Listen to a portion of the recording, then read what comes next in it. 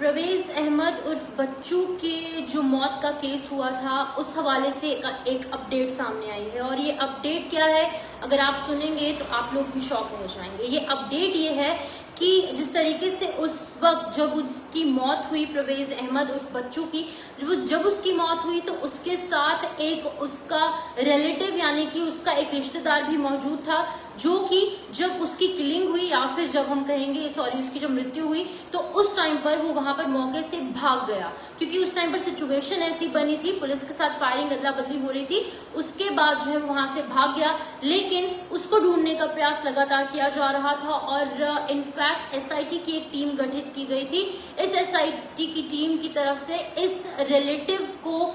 जो है एक नोटिस भी भेजा गया कि आप जो है वो आप हमारे पास आकर अपना बयान दर्ज करवाइए, क्योंकि वो ओनली आई विटनेस था इस पूरे मामले का। क्योंकि जहां पर एक तरफ पुलिस बच्चू पर आरोप लगा रही थी, इन दोनों पर आरोप लगा रही थी कि उनकी फायरिंग हुई, उसके बाद हमने जवाबी फायरिंग की है, लेकिन वहीं पर जो परवेज अहमद उर्फ बच्चू है उनकी फैमिली की तरफ से ये कहा जा रहा है कि उनका बेटा बिल्कुल निर्दोष है, ना ही उस पर कोई पहले से एफआईआर है, ना ही उन लोगों के पास कोई सबूत है हमारे बच्चे के खिलाफ। तो आरोप प्रत्यारोप का दौर जो है वो देखने को मिल रहा था और इनफैक्ट उसकी फैमिली ने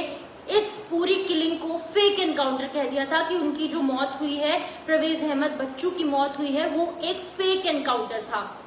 तो उसके बाद जो है एक मैजिस्ट्रियल इंक्वायरी जो है वो गठित करने के लिए एक एसआईटी का गठन किया गया और एसआईटी की तरफ से पूरी जांच की गई और अब ये रिलेटिव जो कि सांबा का रहने वाला है उसे बुलाया गया और इससे पहले नोटिस दिया गया था और नोटिस देने के बाद जो है वो वहां पर पहुंचा पुलिस के पास और एसआईटी की टीम के पास बैठा और उसके बाद उसके बयान दर्ज किए गए और इन बयानों के आधार पर आगे भी कई बड़ी बातें सामने आएंगी और ऐसा हो सकता है कि और भी बयान जो है वो दर्ज किए जाएं इस टीम की तरफ से। लेकिन अपडेट यही है कि सांबा का ये जो व्यक्ति है, जो रिलेटिव है, जो one and only I witness था, इसका बयान दर्ज होना बहुत ज्यादा इंपॉर्टेंट था। इसलिए भी इंपॉर्टेंट था क्योंकि सिर्फ यही एक चश्मदीद गवाह है जिसके सामने की उसके रिलेटिव यानी कि परवेज अहमद बच्चू की मौत हुई और उसी को पता है कि आखिरकार पूरी सिचुएशन क्या थी। वैसे तो पुलिस भी वहां पर मौजूद थी, पुलिस की ही गोली से परवेज अहमद की मौत हुई थी, लेकिन फैमिली का ये कहना है कि उसकी किलिंग हुई है और वहीं पर पुलिस का ये कहना था कि पहले उन्होंने फायरिंग की, इसलिए हमने जवाबी फायरिंग की, रिटेलिएट किया, उसके बाद ये गोली लगने से जो बच्चू है उसकी मौत हुई। तो एसडीएम साउथ को मैजिस्ट्रियल इंक्वायरी का जो पूरा का पूरा जिम्मा है वो सौंपा गया है। वहीं पर इस पूरे केस में दो हमारे पुलिस के जो यहाँ पर कांस्टेबल्स हैं उनको भी यहाँ पर सस्पेंड किया गया था और उनकी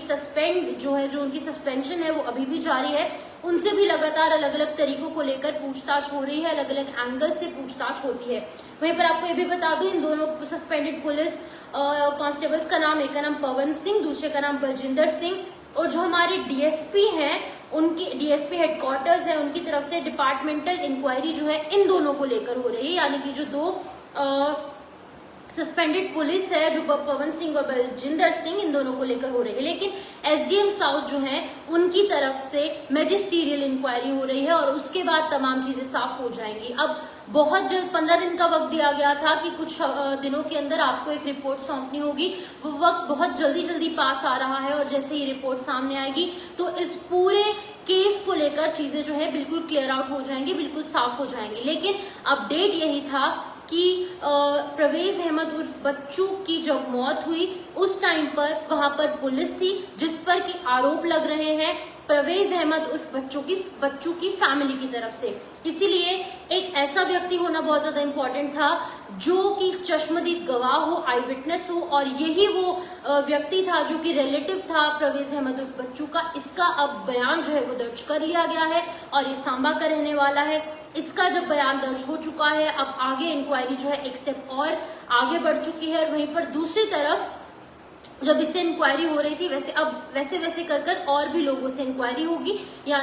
इंटेरोगेशन होगी, उनसे भी पूछताछ होगी कि आखिरकार क्या पूरी सिचुएशन रही और किन सर्कमस्टांसेस में परवेज अहमद उर्फ बच्चू की मौत हुई। क्योंकि उसकी फैमिली कह रही थी कि एक फेक एनकाउंटर है, अभी कुछ 3 महीने पहले उसकी शादी हुई थी, सिर्फ 21 साल का नौजवान अब इस पर कुछ टिप्पणी देना अभी मुझे लगता है बहुत जल्दी होगा, बहुत ही ज्यादा जल्दी कुछ कहना गलत होगा, क्योंकि अभी ऑलरेडी एसआईटी की टीम गठित है, उसकी तरफ से पूरी जांच हो रही है। वहीं दूसरी तरफ पुलिस भी अपना काम कर रही है, डिपार्टमेंटल इंक्वायरी हो रही है, एसडीएम की तरफ से मैजिस्ट्रियल इंक्वायरी हो रही है और एक एक कर बयान भी जो है वो दर्ज किए जा रहे हैं। फिलहाल आप अपनी अपनी राय कमेंट सेक्शन में रखना ना भूलें। आपकी क्या कुछ राय है वो आपके लिए कमेंट सेक्शन हमेशा खुला है, अपनी राय रख सकते हैं। फिलहाल मुझे शिफन शर्मा को इजाजत दीजिए और ऐसे तमाम अपडेट्स के लिए आप जुड़े रहिए जगह मीडिया के साथ। नमस्कार।